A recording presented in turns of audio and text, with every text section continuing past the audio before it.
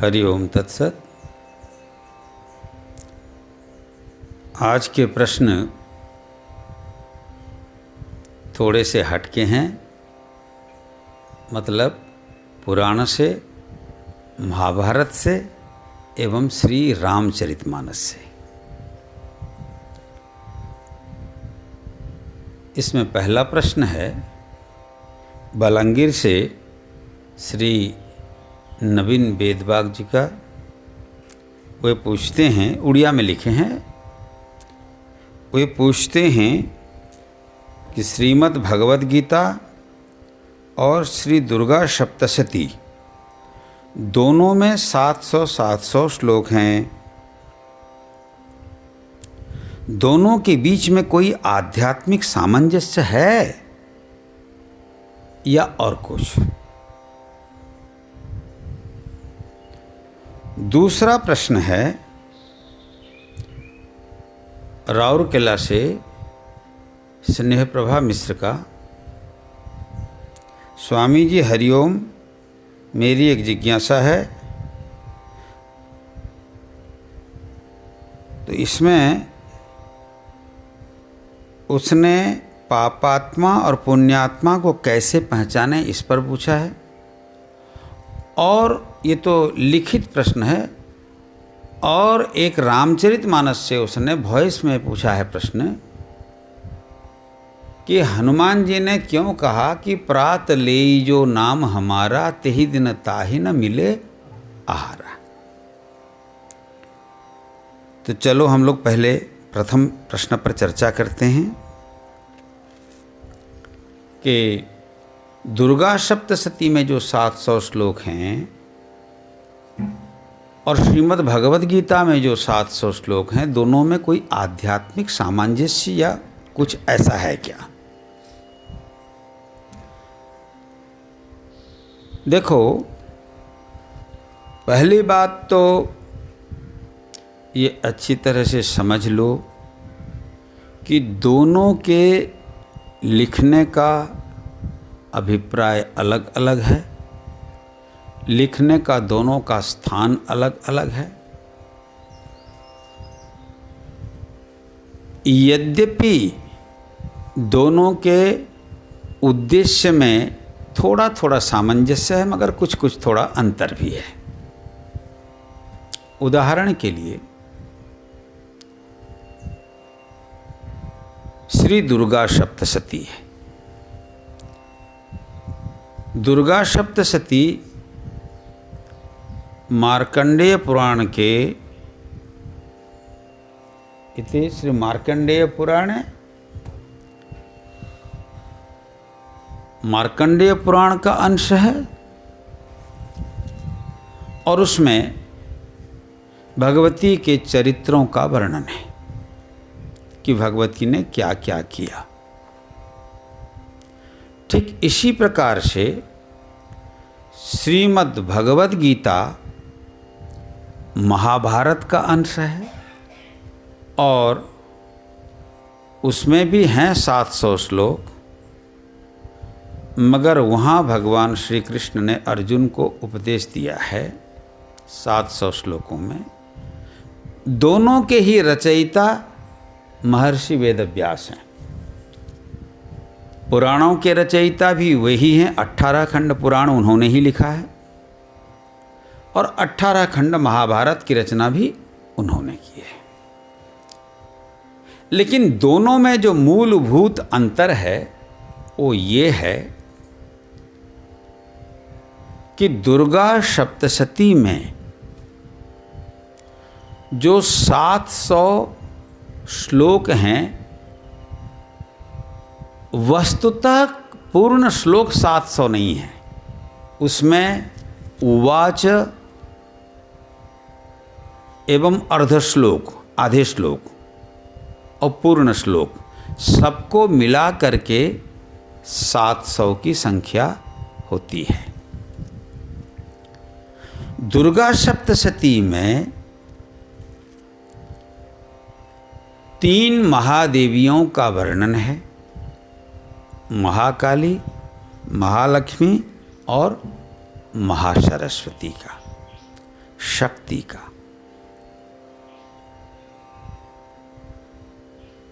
उसमें 13 अध्याय हैं। इन 13 अध्यायों को इन 3 महाशक्तियों के अनुसार 3 चरित्रों में विभाजित किया गया है। प्रथम चरित्र, मध्यम चरित्र और उत्तम चरित्र। प्रथम चरित्र में 1 अध्याय है, प्रथम अध्याय। मध्यम चरित्र में 2, 3 और 4 3 अध्याय हैं, यही है ना। और उत्तम चरित्र में 5वें से लेकर के 13वें अध्याय तक है।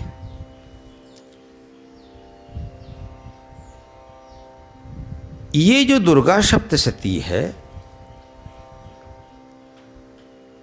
ये तंत्र का एक भाग है, शाक्त तंत्र है।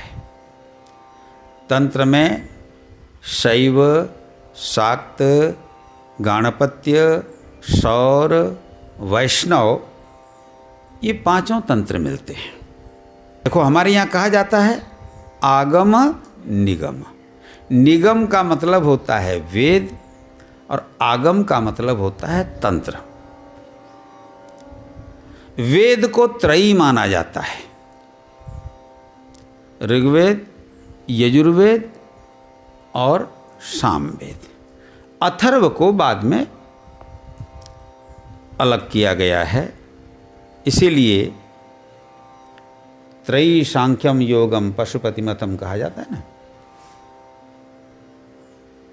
इनमें ऋग्वेद का अंश है शाक्त तंत्र, यजुर्वेद का अंश है शैव तंत्र और सामवेद का अंश है वैष्णव तंत्र।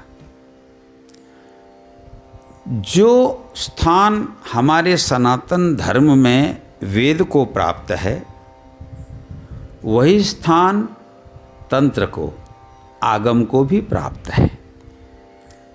इसलिए मर्यादा और सम्मान की दृष्टि से हम तंत्र को भी उतना ही महत्व देते हैं जितना वेद को। लेकिन वेद मूल हैं। वेदोखिलो धर्म मूलम। वेद सभी धर्मों के मूल हैं, सभी शास्त्रों के मूल हैं, सभी मान्यताओं के मूल हैं, सभी परंपराओं के मूल हैं और यहाँ तक कि सभी संस्कृतियों के भी मूल हैं। तो उसका एक अंश निकला आगम के रूप में। तो दुर्गा सप्तशती में ये जो 3 महाशक्तियों का वर्णन है, प्रथम, मध्यम और उत्तम चरित्र में, या उत्तर चरित्र कह दो, उत्तर चरित्र। तंत्र में विशेष करके देवता का, मंडल का और मंत्र का, ये तीनों का प्रयोग होता है। देव प्रतिमा रखते हैं। तंत्र में दोनों विधाएं हैं, स्थूल पूजा की भी व्यवस्था है और सूक्ष्म पूजा की भी व्यवस्था है। और तंत्र का अंतिम उद्देश्य होता है आध्यात्मिक विकास के लिए आध्यात्मिक पूजा या मानस पूजा। अच्छी तरह से इसको समझो, क्योंकि कई विषय हैं, ये विषय बहुत बड़ा है, मैं बहुत अल्प समय में बोलूँगा। इनमें जैसे हम वेद में ओम को महत्व देते हैं, ऐसे ही तंत्र में बीज मंत्रों को महत्व दिया गया है। तुम लोग पढ़ते होगे, ओम के साथ ऐं, ह्रीं और क्लीं। ऐं को माया बीज कहा जाता है, ह्रीं को लज्जा बीज कहा जाता है और क्लीं को काम बीज कहा जाता है। ये बीज मंत्र भी उतने ही शक्तिशाली हैं जैसा ओंकार है। तंत्र में इसलिए अनेक जगहों पर जहाँ जहाँ बीज मंत्रों के प्रयोग होते हैं, ज़रूरत पड़ने पर लोग ओम का प्रयोग करते भी हैं और ज़रूरत नहीं पड़ने पर नहीं भी करते हैं।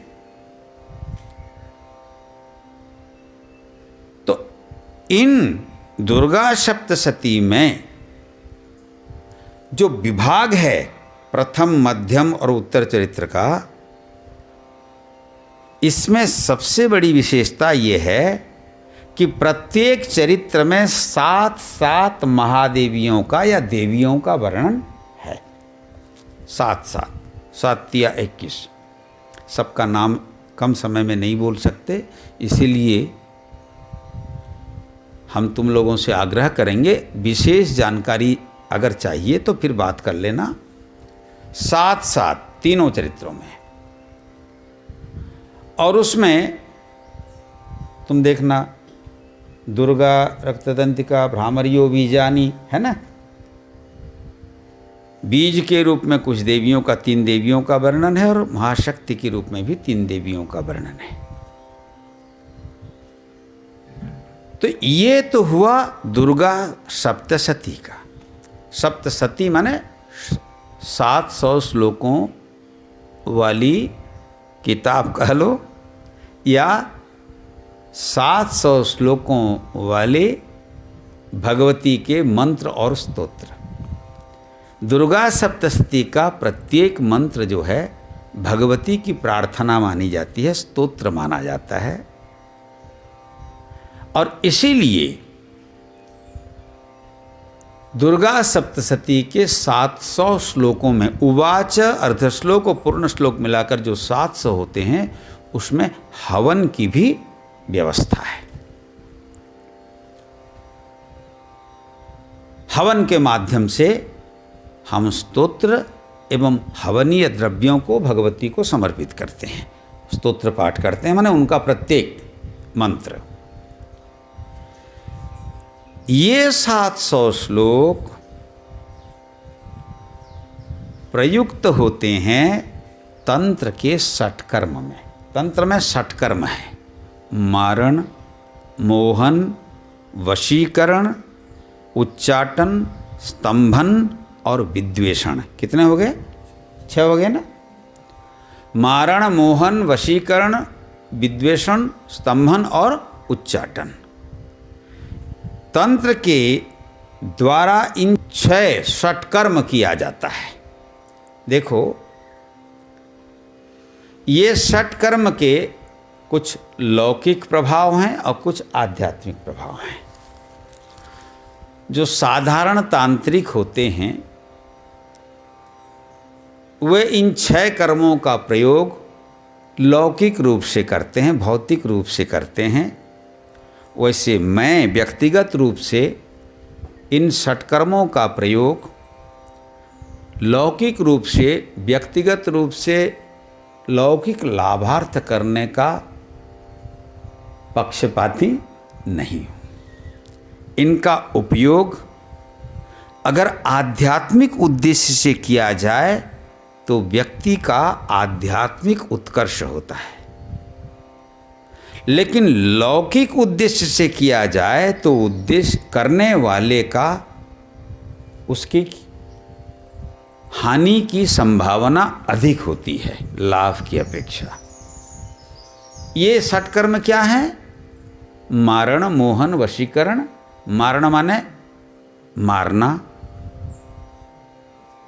मोहन माने मोहित करना, वशीकरण माने अपने वश में कर लेना, विद्वेषण माने विद्वेष करना, परस्पर में विद्वेष करा देना, उच्चाटन माने भगा देना, उच्चाट करवा देना कि काम में मत मन लगे, और स्तंभन माने रोक लेना। ये 6 कर्म तंत्र में स्वीकार किए गए हैं, और इन 6 कर्मों को करने के लिए दुर्गा सप्तशती में श्लोकों का विभाजन है। इसीलिए 700 श्लोक हैं। इन 700 श्लोकों का 6 भागों में विभाजन हुआ है। मैं एक श्लोक पढ़ के सुना देता हूँ, समझ में आ जाएगी बात। यह है, प्रयोगाणाम तु नवति मारणे मोहने त्रतु उच्चाटे स्तंभने वापि प्रयोगाणाम शतद्वयम् मध्यमेश चरित्रे स्यात् तृतीयेथ चरित्र के विद्वेष अवश्योश्चात्र प्रयोग रीति कृते मताः एवं सप्तशतश्चात्र प्रयोगाः सप्तकीर्तिताः तस्मात् सप्तशतीत्वेव प्रोक्तम व्यासेन धीमता।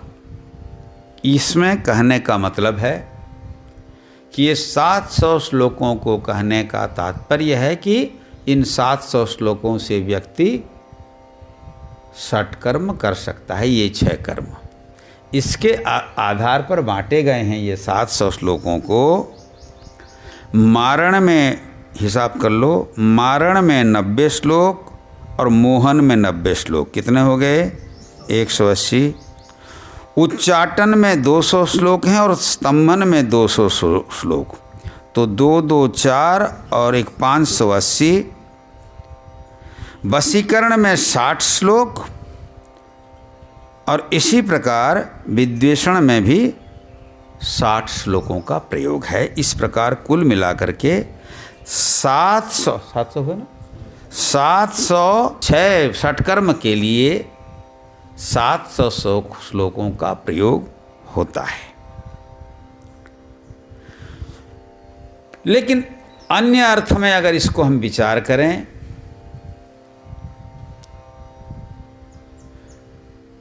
तो ये एक 100 श्लोक जो हैं चेतना की एक स्थिति को उत्तरित करने के लिए, ऊपर जाने के लिए, ऊपर उठने के लिए। अगर तंत्र का प्रयोग कोई उत्कर्ष के लिए करे तो इस मनुष्य जन्म से वह उत्तमोत्तम योनियों में जाता है। इससे 7 लोकों में तुम जहाँ चाहो रह सकते हो, माने स्वेच्छा से। तो इसलिए 7 का जो विभाजन है, अगर सही उद्देश्य से तंत्र का प्रयोग करे तो व्यक्ति भू भुवः स्वः मह जन तपः सत्यम, इन 7 लोकों में स्थान प्राप्त करता है। अगर तंत्र का प्रयोग उल्टा हो गया, क्योंकि दोनों साधनाएं, वेदांत की भी साधना माने अध्यात्म की साधना और तंत्र की साधना, दोनों तलवार, दुधारी तलवार हैं। अगर किसी तरह से तुम्हारी साधना उल्टी हो गई तो फिर 7 नीचे लोक में चले जाओगे, अतल वितल सुतल तलातल रसातल और पाताल में। ये 7 का विभाजन इसलिए है कि या तो तुम इससे ऊपर उठ सकते हो या फिर नीचे आसुरी योनियों में जा सकते हो।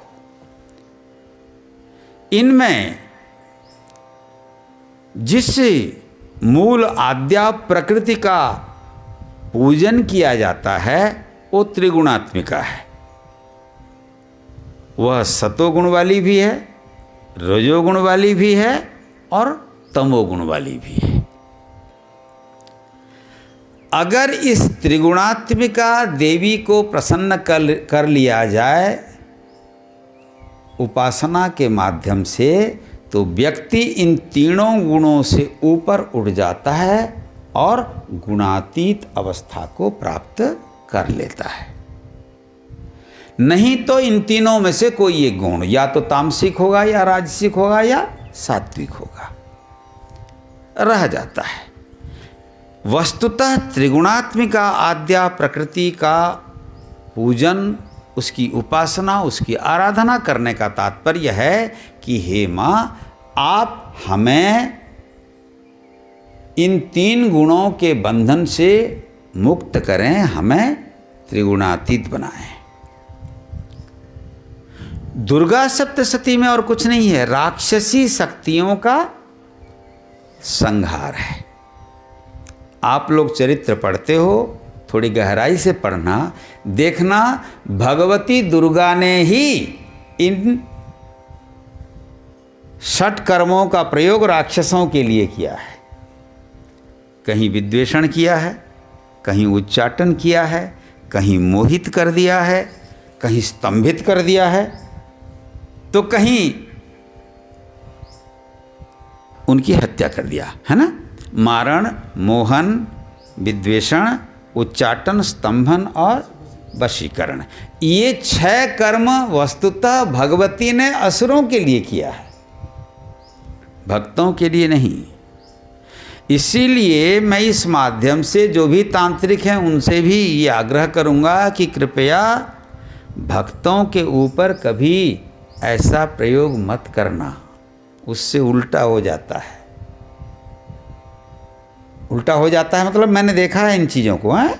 भक्तों के ऊपर, सज्जनों के ऊपर तुम पैसे के लोभ से अगर या किसी राजनेता की प्ररोचना में आकर के शत्रु का मारण करोगे या मोहन करोगे या स्तंभन करोगे या विद्वेषण या उच्चाटन करोगे, तो उसमें शत्रु का तो कुछ हो न हो पता नहीं, लेकिन तुम्हारी बर्बादी सुनिश्चित है। मैं तांत्रिकों को इस माध्यम से ये संदेश देना चाहता हूँ। इसलिए लोभवश, कामवश, क्रोधवश, मोहवश, मात्सर्यवश कभी भी तंत्र का प्रयोग करना नहीं चाहिए। अगर तुम अपने लिए करते हो, अपने आध्यात्मिक विकास के लिए, तो ये 60 कर्म भगवती की कृपा से तुम्हारे अंदर हो जाएंगे और तुम शत्रु रहित हो जाओगे, आसुरी प्रवृत्तियों से रहित हो जाओगे। तो दुर्गा सप्तशती में 700 श्लोकों का तात्पर्य ये है। गीता में 700 श्लोक।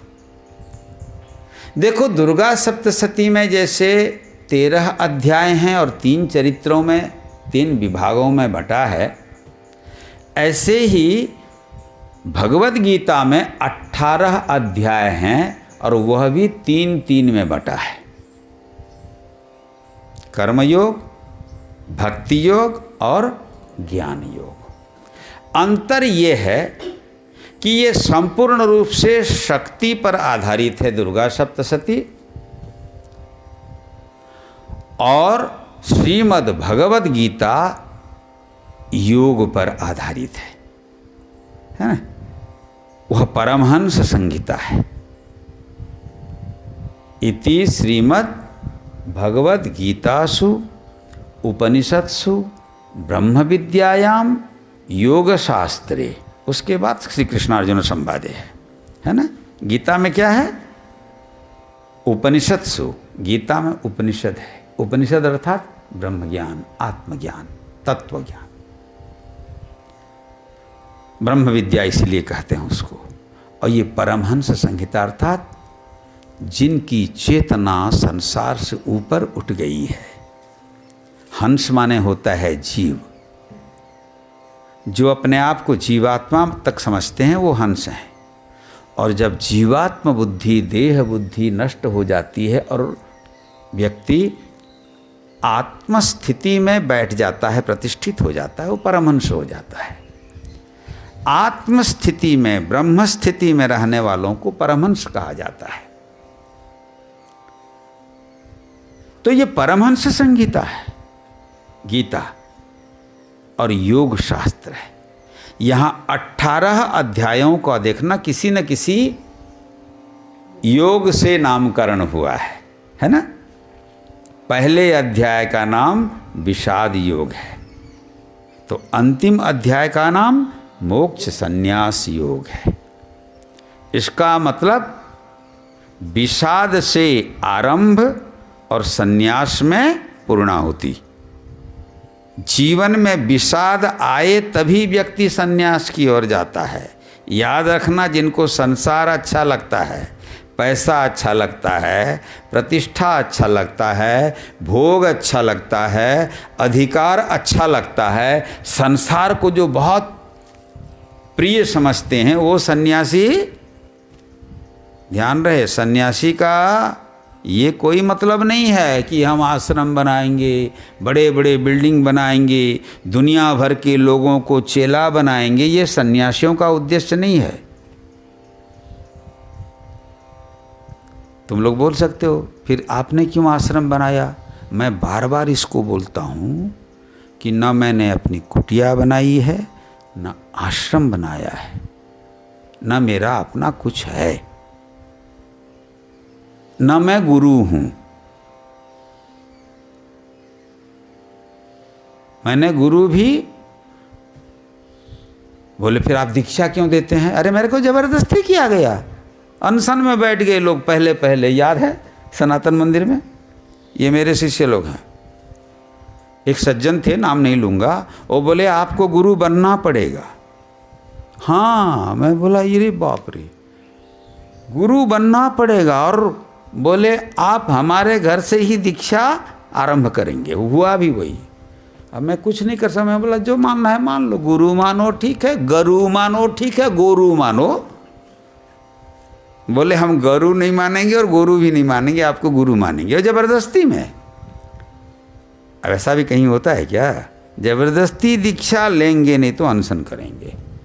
लो भाई, मैं उस दिन अपने गुरुजी को याद किया, क्योंकि गुरुजी ने एक दिन मुंगेर पुराने आश्रम में हम लोग थे, तो मैंने एक दिन गुरुजी से उनको देखता था सवेरे 5 बजे अपने कक्ष से आकर के गोकुल, उनका बैठक ही था गोकुल, उसका नामकरण था। वो ईड़ा पिंगला सुषुम्ना वो हम लोगों की ऑफिस थी वहाँ, योग विद्या का एडिटिंग ऑफिस।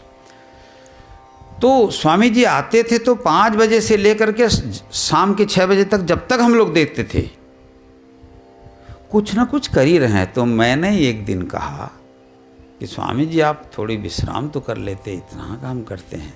वहीं तो पास ही में रहते थे, वही गोकुल में बैठते थे, हम लोग ईड़ा पिंगला सुषुम्ना में रहते थे। तो स्वामी जी ने कहा अच्छा मेरे को एक चीज़ बताओ। बोले ये बिल्कुल सच्ची घटना बता रहा हूँ।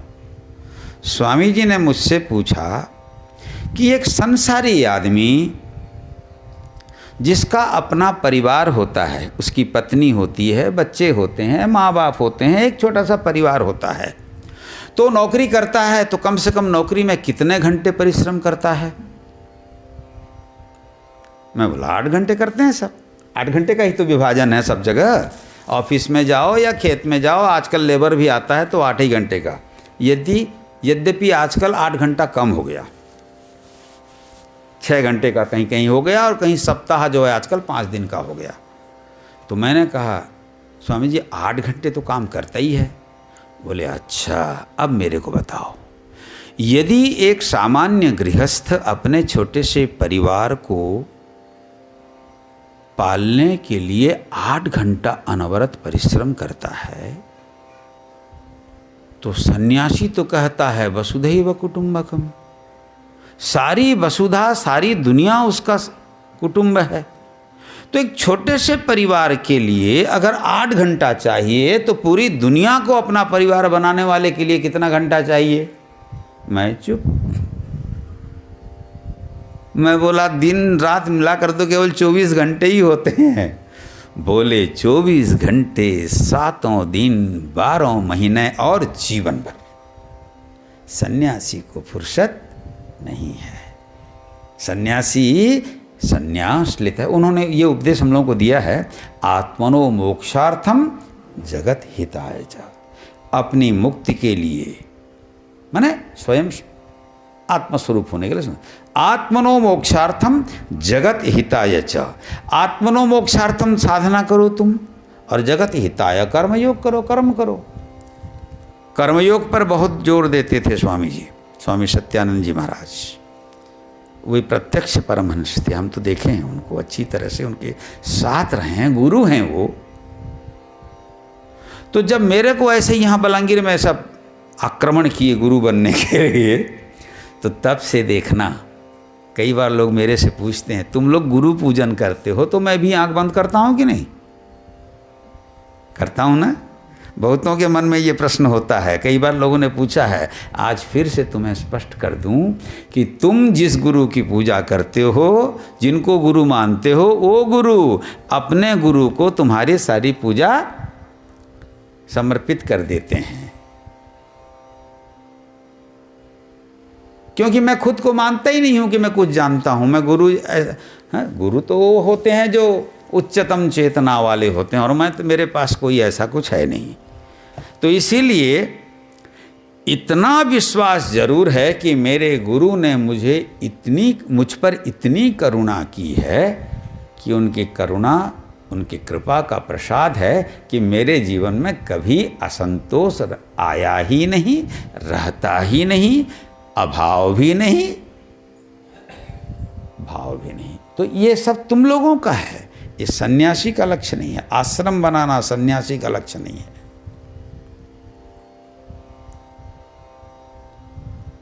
तो कहने का मेरा मतलब ये है, देखो ये मैं जो अपने बारे में आज बोल गया, इसको तुम मेरी प्रशंसा या मेरा प्रचार मत समझना है। मैं दृष्टांत देते देते बात आ गई तो बोल दिया, लेकिन वैसे तो मैं शून्य रहता हूँ। रात दिन मैं अपने गुरु के चरणों में अपना सब कुछ अर्पित करके रहता हूँ, इसीलिए निश्चिंत रहता हूँ। यही निश्चिंतता ही योग है। गीता में कही गई वही कर्म की कुशलता ही योग है, और जीवात्मा का परमात्मा से मिलन, जीवात्मा का परमात्मा को जानना वही योग है। इसलिए जीवन में अगर विषाद न आए तो सन्यास भी प्रकट नहीं होता है। बुद्ध सन्यासी बने क्यों? जीवन में विषाद आया, रोगी को देखकर, वृद्ध को देखकर, है ना, मुर्दा को देखकर आया ना,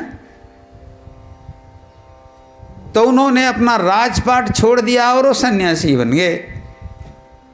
तो इसका मतलब मैं ये नहीं कह रहा हूं कि तुम लोग सब अपना घर द्वार छोड़ करके सन्यासी बन जाओ, लेकिन जिस दिन बनना चाहोगे उस दिन तुम्हें कोई रोक नहीं सकता।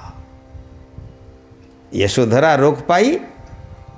राहुल रोक पाया बुद्ध को? अरे वही नहीं है, ऐसे बहुत सारे दृष्टांत हैं। तो श्रीमद् भगवद गीता में भी 700 श्लोक हैं पूरे के पूरे, और इन 700 श्लोकों में कर्म, भक्ति और ज्ञान, इन 3 विभागों में उसे विभक्त किया। 6 अध्याय का।